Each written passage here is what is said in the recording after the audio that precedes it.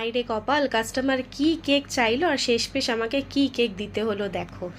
প্রথমেই তোমরা ভিডিওতে যে কেকটা দেখতে পেলে, কাস্টমার সেই কেকটা নিতে চেয়েছিল, কিন্তু ওখানে অ্যাড করা বলগুলো যেহেতু এডেবল নয়, তাই শেষ অবধি সে কেকটা চেঞ্জ করে দেয়।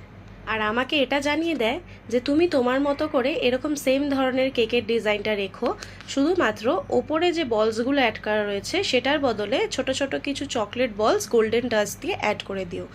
আমি তার কথা মতোই ডিজাইনটা চেঞ্জ করে ওপরে চকলেট বলসগুলো অ্যাড করে দিয়েছিলাম। আচ্ছা, গোল্ডেন বলস ছাড়া কি কেকটা দেখতে খুব খারাপ লাগছে? আচ্ছা, তোমাদের কোনটা ভালো লেগেছে জানাতে কিন্তু একদম ভুলো না। প্রথমে অ্যাড করা ফটোটা না আমার এই কেকটা? আমার কাস্টমারের কিন্তু ভীষণ পছন্দ হয়েছে, লাস্টে আমি তার রিভিউটাও অ্যাড করে দিয়েছি। আর হ্যাঁ, এই কেকটা কিন্তু ছিল একটা বাটারস্কচ ফ্লেভারের কেক। তো চলো আজকের মতো এইটুকুই, দেখা হবে নেক্সট ভিডিওতে। টাটা।